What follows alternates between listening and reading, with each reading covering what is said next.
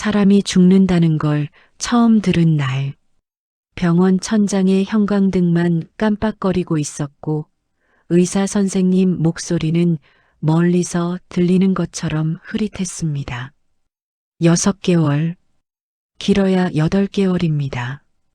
나는 고개를 끄덕였습니다. 울지도 않았고 소리 지르지도 않았습니다. 그냥 그렇구나 싶었습니다. 72년을 살았으니 이제 정리할 시간이 온 거겠지요. 가족분들께 말씀하시고 준비하셔야 합니다. 의사 선생님이 그렇게 말했을 때 나는 속으로 웃었습니다. 가족이라 준비는 내가 할 겁니다. 혼자서 병원을 나와 버스를 타고 집으로 돌아왔습니다. 창밖으로 보이는 바다는 여전히 철썩철썩 소리를 내고 있었습니다. 40년 동안 매일 듣던 소리인데 그날따라 유난히 크게 들렸습니다. 집에 도착했을 때는 해가 지고 있었습니다. 낡은 2층 시멘트집, 마당 한쪽엔 녹슨 부표들이 쌓여 있고 대문 옆엔 남편이 심었던 감나무 한 그루가 서 있습니다. 이 집엔 바다 냄새가 밴 지 40년입니다. 소금기, 비린내, 그리고 남편 냄새. 거실에 들어서니 탁자 위에 휴대폰이 놓여 있었습니다. 나는 그 휴대폰을 들고 한참을 들여다봤습니다. 연락처에 저장된 이름들. 큰아들 상도, 둘째 딸 선미, 막내딸 은정. 전화를 걸까 말까 하다가 그만뒀습니다. 어차피 올 애들은 정해져 있으니까요. 창밖을 보니 어둠 속에서 부표 하나가 바람에 흔들리고 있었습니다. 나는 그 부표를 보며 중얼거렸습니다. 시험을 해볼까? 그날 밤 천둥 소리가 요란했습니다.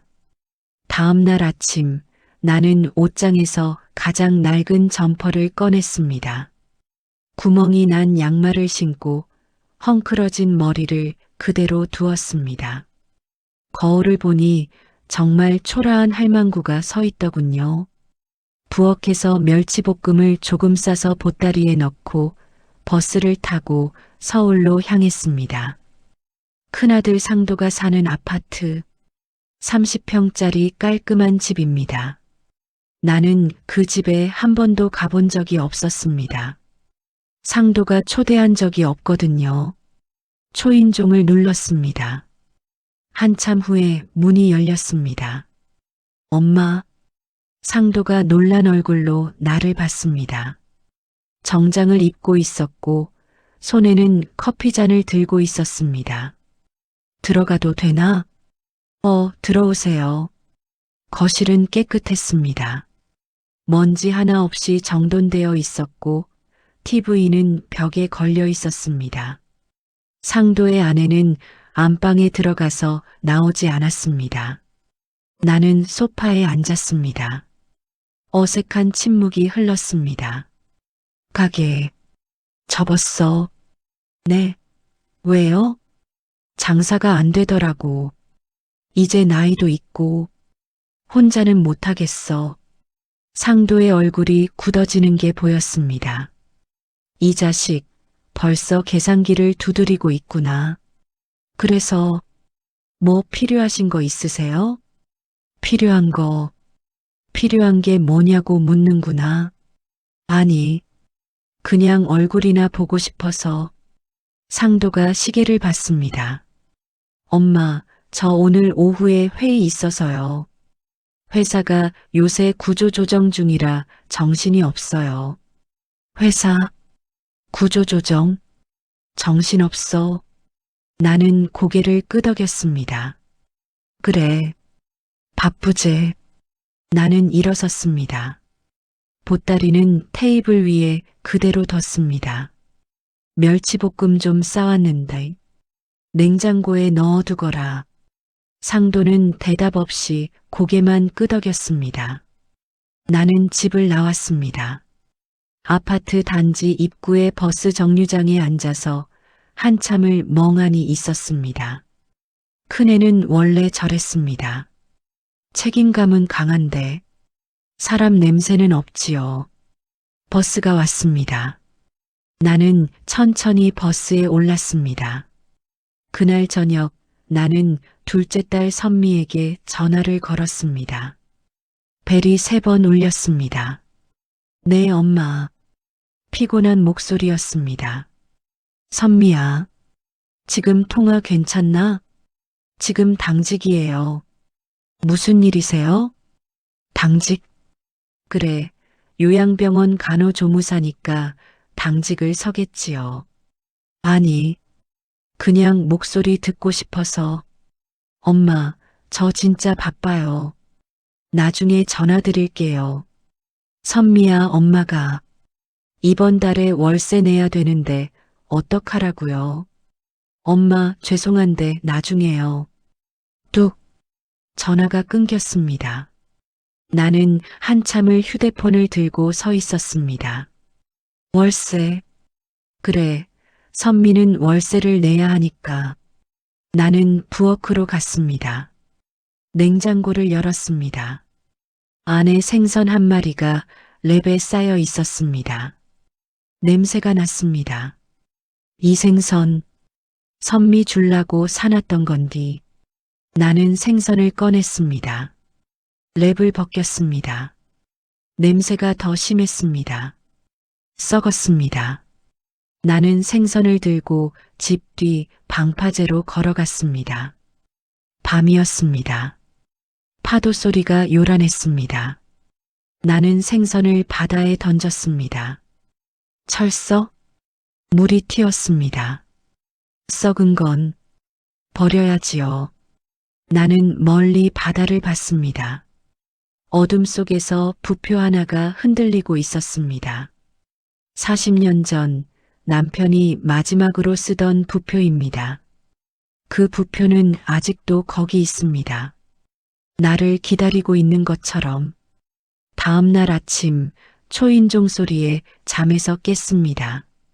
문을 여니 복내가 서 있었습니다. 오복내. 나보다 3살 많은 75세, 40년 지기 친구입니다. 해부나 미역국 끓여왔다. 복내는 망태기를 들고 서 있었습니다. 고맙제. 우리는 거실에 앉았습니다. 복내가 내 얼굴을 유심히 봤습니다. 야, 너 얼굴이 왜 그래? 어디 아프나? 아니, 그냥 잠을 못 잤어. 거짓말. 나는 40년 봤다. 뭔 일 있지? 침묵이 흘렀습니다. 나는 천천히 입을 열었습니다. 아미레이. 복내의 숨이 멎었습니다. 뭐? 암이? 6개월 남았대이. 길면 8개월. 야, 그럼. 애들한테 말해야지. 말했어. 큰애한테, 둘째한테. 그래서 아무도 안 왔어. 복내가 말문이 막혔습니다. 그 새끼들이. 괜찮아. 나도 예상했으니께. 복내가 내 손을 꼭 잡았습니다. 손이 떨리고 있었습니다. 해부나, 너 혼자 가면 안 돼. 혼자 가는 게 아닙니다. 나는 끈을 묶고 갈 겁니다. 그날 밤 나는 안방 서랍을 열었습니다. 오래된 통장 한 권이 나왔습니다. 잔고 73억 원. 40년 전 남편의 어선 전복 사고 보상금입니다. 정부가 뒤늦게 지급한 돈입니다. 이 돈, 원래는 애들 주려고 했습니다. 근디 생각해 보니께 돈 주면 더 망가질 것 같더라고요. 나는 통장을 다시 서랍에 넣었습니다. 창밖에서 파도 소리가 들렸습니다. 사흘 후 나는 막내딸 은정이를 찾아갔습니다. 은정이는 폐교된 초등학교 앞에서 작은 카페를 운영합니다. 간판에는 바다 건너 카페라고 쓰여 있었습니다. 카페 안으로 들어서니 은정이가 앞치마를 두르고 테이블을 닦고 있었습니다. 엄마, 은정이가 달려와서 나를 안았습니다. 따뜻했습니다. 엄마, 왜 이렇게 마른 거야? 밥 안 먹었어? 나는 웃으려 했지만 표정이 굳었습니다. 은정아, 엄마가 할 말이 있어. 응? 우리는 카페 테이블에 앉았습니다. 창밖으로 바다가 보였습니다. 엄마, 아미레이. 은정이가 멈췄습니다. 손에 든 컵이 떨렸습니다. 뭐라고? 6개월 남았대. 병원에서. 은정이가 컵을 내려놨습니다. 눈물이 주르륵 흘렀습니다. 엄마, 거짓말이지? 거짓말이라고 해. 미안하다. 은정이가 나를 꼭 안았습니다. 울음이 터졌습니다. 엄마, 나 돈 없어. 근데 같이 있을게. 카페 팔아서라도 할게. 은정이가 가방에서 통장을 꺼냈습니다. 적금 통장이었습니다. 이거 500만 원밖에 안 되는데. 그래도 나는 은정이의 손을 잡았습니다. 은정아, 고맙다. 이 자식만은 진짜였구나. 우리는 서로를 안고 울었습니다. 창밖으로 파도 소리가 들렸습니다. 그날 나는 결심했습니다. 시험은 끝났습니다. 이제 정리할 시간입니다. 며칠 후 복내가 실수를 했습니다. 마을 슈퍼 앞에서 아주머니들과 이야기하다가 보상금 이야기를 흘리고 만 겁니다. 73억이라는 숫자가 마을에 퍼지는 데는 하루도 걸리지 않았습니다. 그 다음 날 큰아들 상도와 둘째 딸 선미가 함께 찾아왔습니다. 초인종이 요란하게 울렸습니다. 문을 여니 두 사람이 서 있었습니다. 표정이 심각했습니다. 엄마, 들어가도 돼요? 나는 문을 열어줬습니다. 그들은 거실로 들어섰습니다. 엄마, 보상금 받았다면서요? 선미가 단도직입적으로 물었습니다. 그래. 왜 말 안 하셨어요?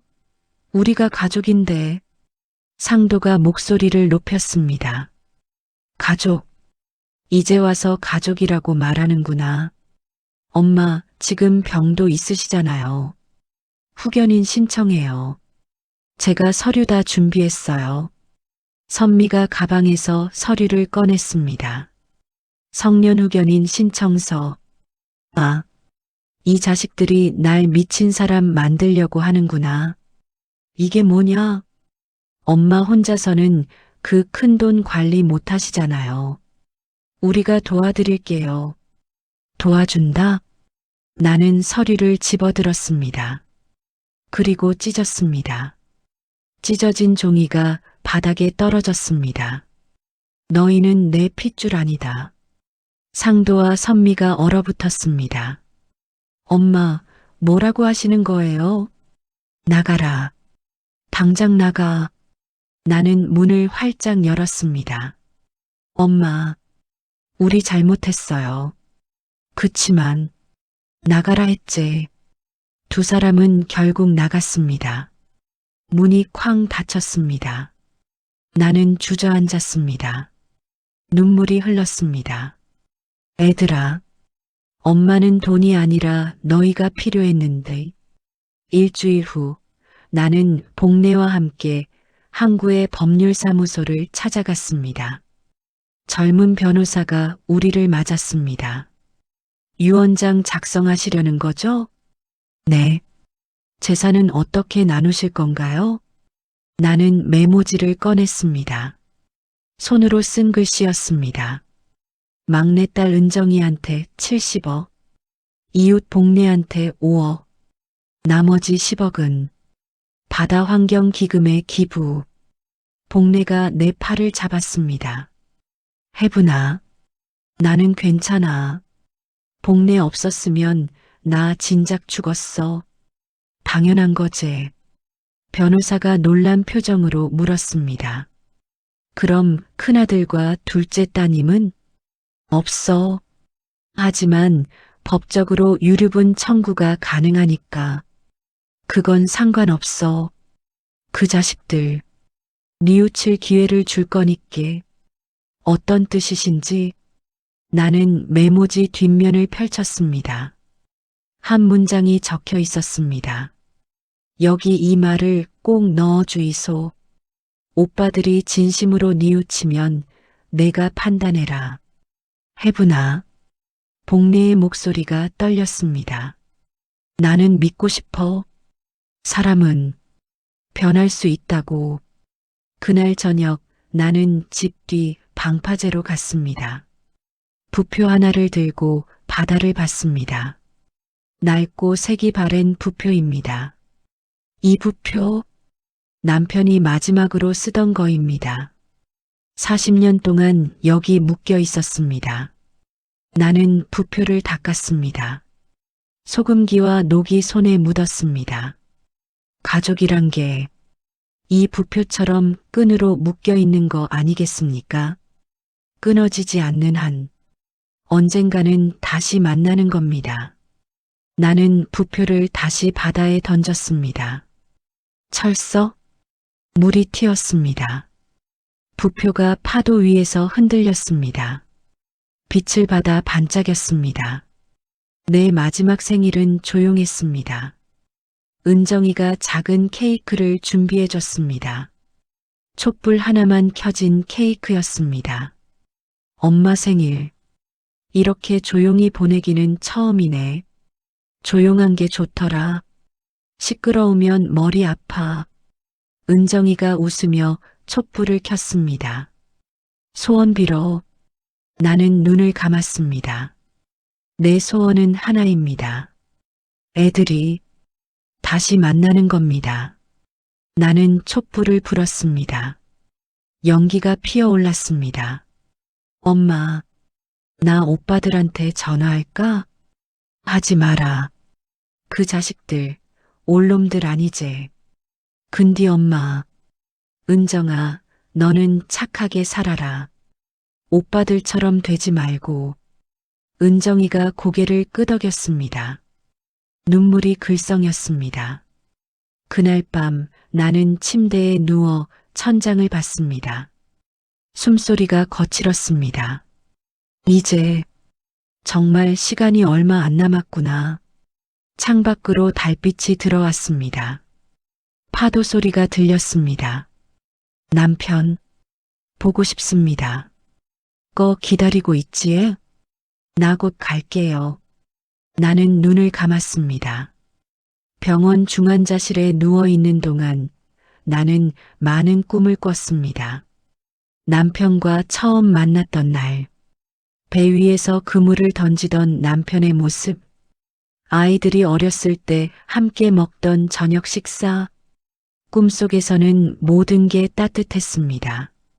눈을 뜨니 은정이가 침대 옆에 앉아 있었습니다. 손을 잡고 있었습니다. 엄마, 나 여기 있어. 안 가. 나는 힘겹게 입을 열었습니다. 은정아. 응, 엄마. 유원장. 변호사한테 받아라. 엄마, 그런 말 하지 마. 듣거라.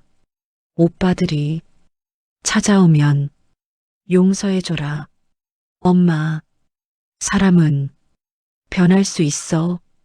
나는 믿는다. 은정이의 눈물이 내 손등에 떨어졌습니다. 따뜻했습니다. 나는 창밖을 봤습니다. 병원 창문 너머로 바다가 보였습니다. 파도가 철썩철썩 소리를 내고 있었습니다. 아, 이제 집에 가는구나. 남편이 있는 곳으로.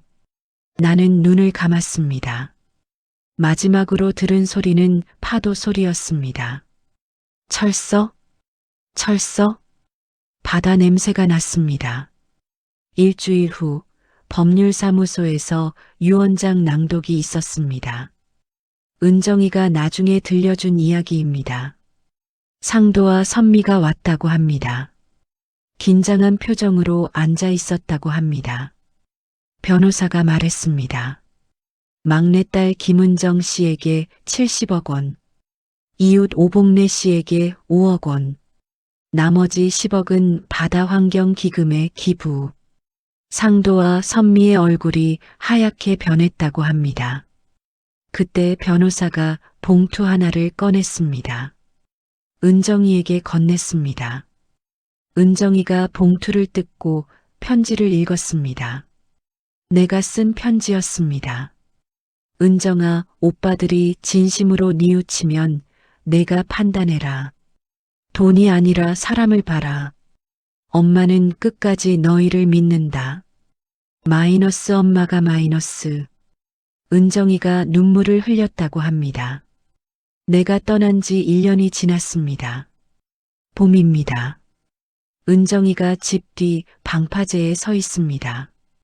손에는 부표 하나를 들고 있습니다. 새 밧줄로 묶인 부표입니다. 은정이가 부표를 바다에 띄웁니다. 파도 위에서 흔들립니다. 반짝입니다. 처음엔 상도와 선미가 오지 않았습니다. 분노와 수치심에 얼굴도 못 들었다고 합니다. 하지만 6개월이 지나고 편지가 왔습니다. 2통의 편지. 상도가 썼습니다. 은정아, 형이 미안하다. 나는 돈만 봤어. 엄마를 안 봤어. 이제야 엄마가 뭘 원했는지 알 것 같아. 나는 평생 이 죄책감을 안고 살 거야. 근데 다시 시작하고 싶어.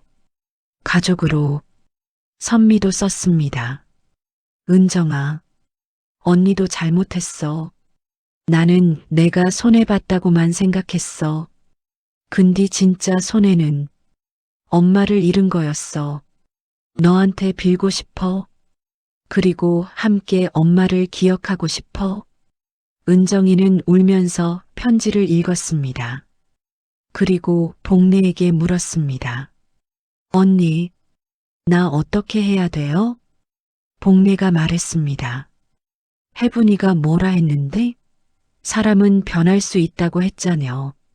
오늘 상도와 선미가 집에 왔습니다. 차에서 내릴 때 그들의 손에는 꽃다발과 과일 바구니가 들려 있었습니다. 은정이가 문 앞에 서서 그들을 봤습니다. 한참을 그렇게 서 있었습니다. 그리고 문을 열었습니다. 들어오세요. 상도와 선미가 천천히 안으로 들어섰습니다. 세 남매가 거실에 앉았습니다. 낡은 소파에 40년 전 우리가 함께 밥을 먹던 그 자리에 오랜 침묵이 흘렀습니다.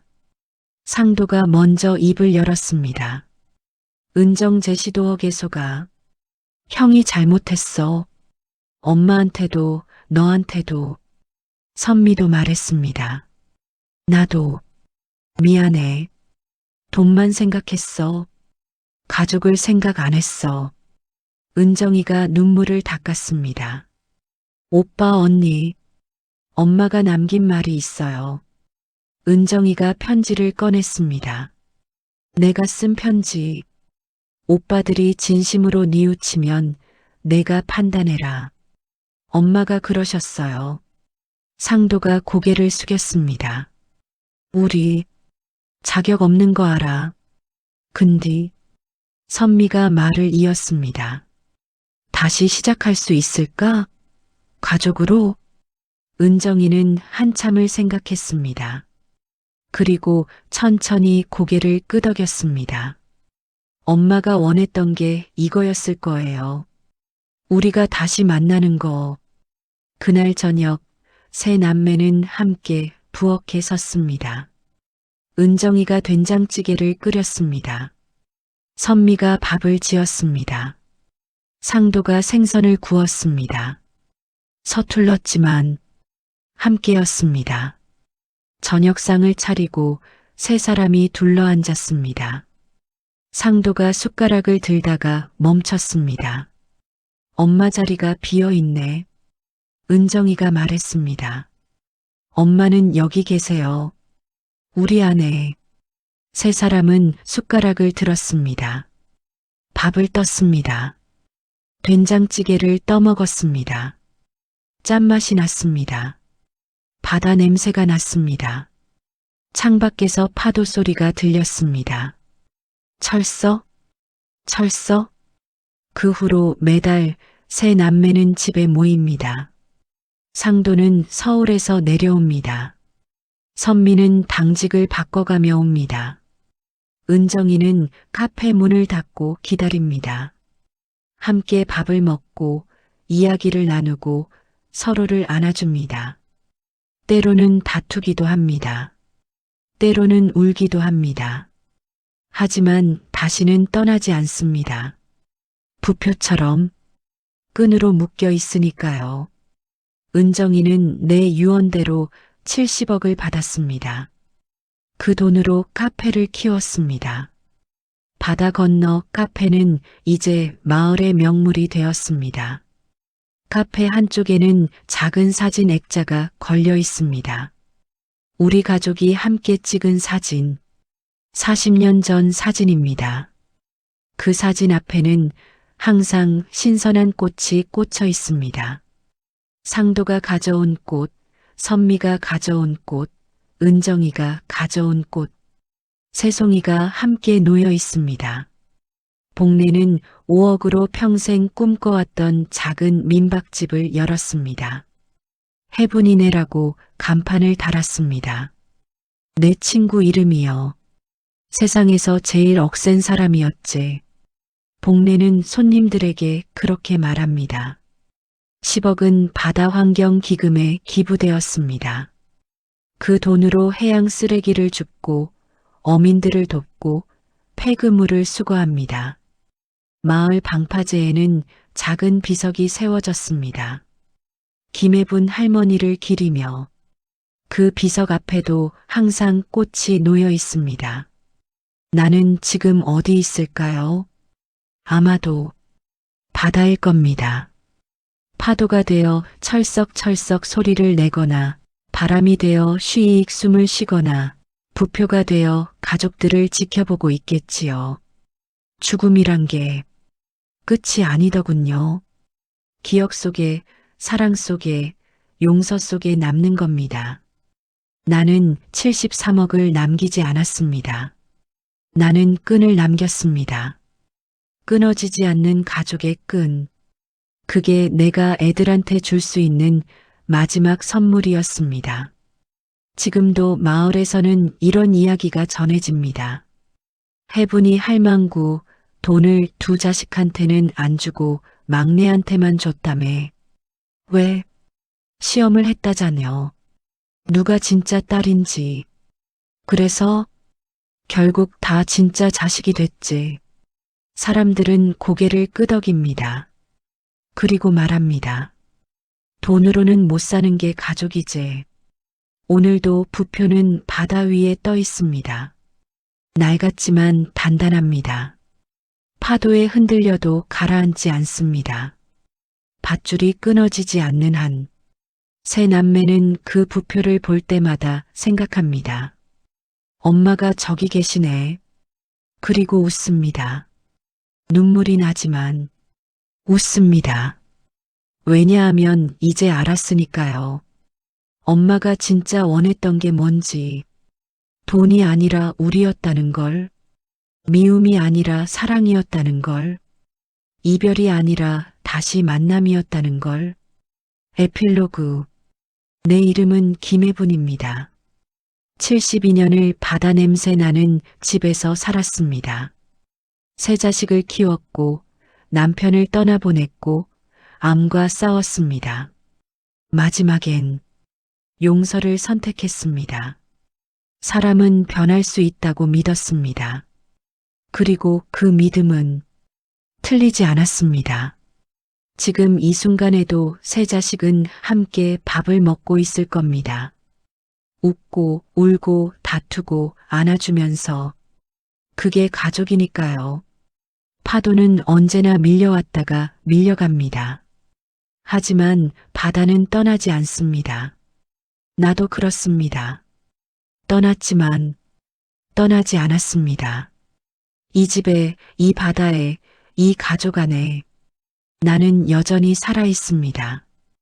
바다 냄새처럼, 소금기처럼, 짠내 나는 바람처럼 영원히